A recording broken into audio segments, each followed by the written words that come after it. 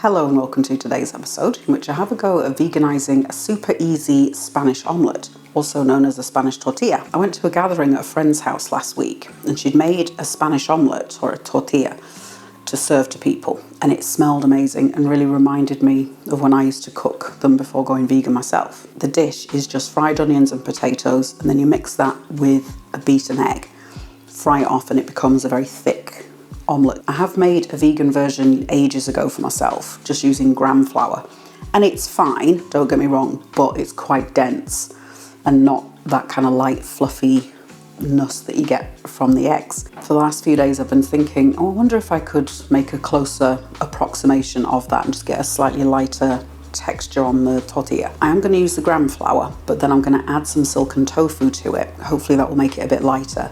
And I'm also using some potato starch, hopefully to give it a little bit of, I don't know how to describe it, the kind of, not elasticity that you get from eggs, but if you imagine a fried egg, it's got that kind of jelly kind of texture to it almost. So I'm going to use a bit of potato starch to hopefully add a bit of something in there as well, and a touch of baking powder just to give some extra lift. I've started the batter already, but we'll go into that in a bit. First I want to get the onions and potatoes on because they need to cook out for about half an hour. I've got a large white onion, and then I've also got like 1.5 potatoes, so a big one and a little one. It's roughly 320 grams of potatoes. That's before peeling them. I'm going to slice the onions and potatoes on the mandolin. I'm going to peel the potatoes first. Set the mandolin on top of a bowl. I'm going to use the thickest setting. I've split it in half, but I've left this end connected just to make it easier to hold. It'd probably be easier to manage in the pan if it's smaller pieces. So let me just run this back and forth. And then with the onion, I'm just going to take that end off, but leave the root end attached. Peel off the outer couple layers. Same again on the mandolin. And then in my cast iron pan here, that's about a tablespoon or so of olive oil. I'm going to do this on a medium heat. I think I'm going to do it on 5. So I'm going to put that in. And I'm going to go in with tongs, get everything coated in the oil. I'm going to put a lid on it because I think the steam will help soften things down as well. We're not looking to get tons of colour on or anything. We just want to get everything sweated down and cooked and nice and sweet. And now I'll get on with making the batter, the eggy part. In case I didn't fully finish the thought, I'm cooking them on 5. Mine goes up to 9 altogether, so it's like a medium heat. I've dropped it to 4. I might even take it down to 3 just while I do this because I'm getting some bits sticking on the bottom. This is the batter that I've started already. It's 200 grams of gram flour, which is made from chickpeas, and I think this one's got yellow split peas in there as well. Dried beans that have been ground really fine. To that I added 50 grams of potato starch. Probably use any starch, tapioca, cornstarch, that kind of thing. Potato is just a little bit lighter than cornstarch and it's got more elasticity. I whipped that up with 250 mils of water.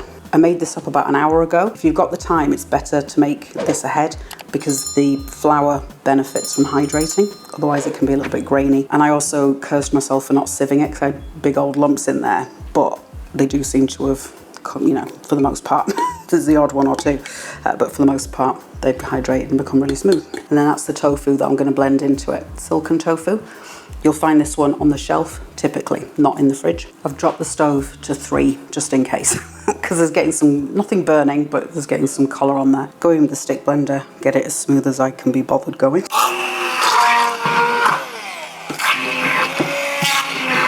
that's the tofu all blended up. Once the onions and potatoes are done, I need to mix that in with the eggy batter mixture and then put everything back in the pan. I'm just going to do everything in a big bowl just so I don't start creating mess and problems. I'm going to mix in some black pepper and then I'm going to use some black salt. This is salt that's got really high sulfur content, so it tastes very eggy. It's used a lot in Indian cookery. It's called kala namak. I'm going to put some of this in the pestle and mortar, get it down to a powder. I'm just going to chuck a load in and then whatever I don't use I can put back in the jar.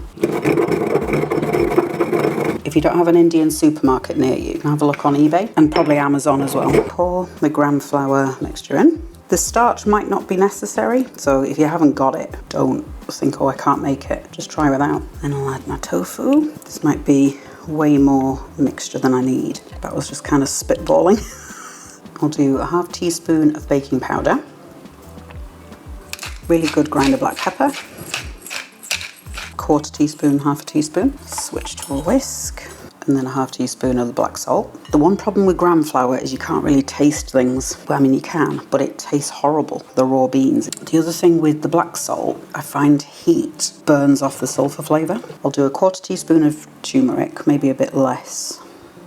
Yeah, probably more like 1/8 of a teaspoon, just for a bit of extra colour. I'm going to try and taste it just to see if it needs more of the salt. I'll do another 1/4 teaspoon of the black salt, and once it comes to the tasting, I'll tell you if it needs more or less. Yeah, so I think I'm going to take some out. So I've taken maybe half of it out. I'll put the potato and onions in, fold everything together, and then I can add more if I need to. So let's go back to the frying pan for a second. Just scrape off these bits. Yeah, that's cooked through. So I'll transfer those into the bowl. Mix that together. Yeah, I think halving it was a good idea. So I'm kind of cutting through it just to separate everything so it all gets bound up in the batter. And that's ready to go back in the pan. I think I might put a bit more oil in just for safety because I don't want anything to stick. And I'm going to take that up the sides. And I'll bring the pan back up to 4, I think. Pour the mixture in. Putting the extra oil in might not have been necessary, but I really didn't want anything sticking. And then this is going to fry off for about 20 minutes or so until the top isn't runny anymore. Might cover it with a lid, we'll see. My friend had made a little tomato thing to serve with the tortilla, so I'm going to do the same thing. Just simply grated tomatoes. Apparently in Spain you typically have the tortilla with some slices of bread, and you'd have the grated tomatoes, put that on, sprinkle of salt.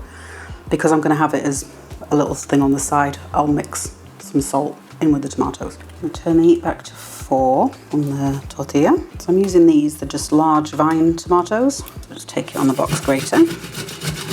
I forgot to ask her if she peeled the tomatoes first. Obviously I haven't bothered. If you find peel offensive, peel them first. So I'm left with that, and that's what we get. So I've done seeds and everything. Again, if you hate tomato seeds, take them out. Start with just a pinch of the salt, mix it in, and then try it. Do another little pinch. Here's where we're at with the tortilla. Still wet on top, but I can see the sides cooking out. Nothing seems to be sticking horrendously. I think I will chuck the lid on just to see if that helps the top firm up. We'll come back in 10 minutes or so, and then I'll show you how to invert it. Tortilla's been on about 7-8 minutes since I turned the camera off. I did put the lid on it. Been washing up and I can suddenly smell potential burning. So I'm gonna invert the pan. I'm gonna try and lift it out and then flip it. It's lifting away from the sides, okay. I don't know how well that's gonna slide out. Yeah, I think I'm just gonna flip it and then flip it again. So I'm gonna put a plate on. Well, that's not a good sign, is it? Oh, okay, that's not nearly as bad as I thought it was going to be. So there's just a couple little scorched bits, but I really panicked, thinking the whole thing was going to be black. I've put a tiny bit more oil in the pan, just to help it get a nice golden colour. And then I'm going to try and... bloop. So then we'll give that 5 minutes or so, and then it's done. So that's had out 5 minutes. So let's try flipping it over again. I think I heard something move. So there's the tortilla, looking very inviting, I have to say. So I'm going to cut myself a little piece and we'll do some tasting. So I've cut a little slice of the tortilla. Everything's nicely cooked through and you can still see some definition on the potatoes. Let's have a go.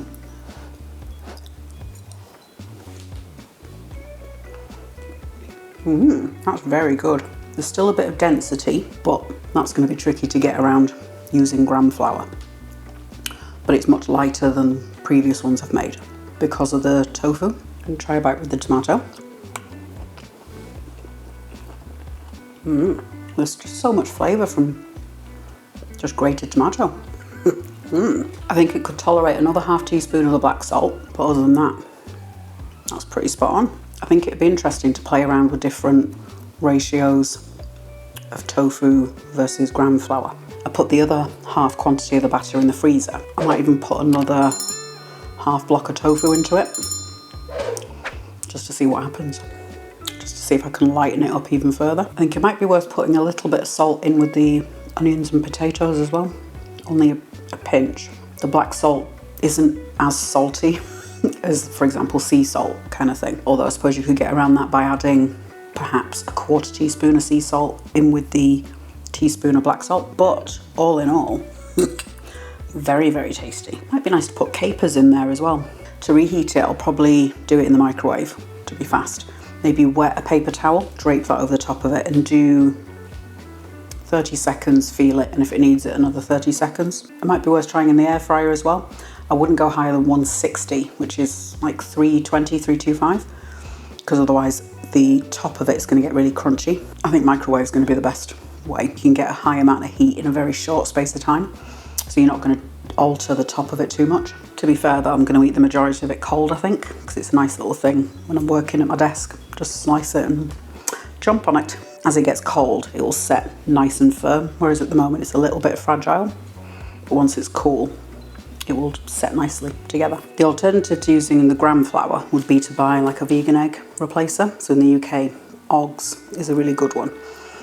Same thing as, I assume, as Just Egg in the States. So this is like a whole egg alternative. So a bottle of that is probably just under half the quantity that I had. You could mix salt and pepper into this, possibly a little bit of blended tofu if you wanted, lighten it up a touch more. I'm going to cut myself a huge piece of that, make up a nice little salad and go and sit down and enjoy it. So I just need to say hello and thank you to my community over on Patreon. Patreon is a platform where you can show creators some financial appreciation and get access to bonus content, community chat features, that kind of thing. I've got several different tiers, so lots of choices in what's affordable and what isn't. I'll leave the link to the Patreon if you want to sign up in the description for you.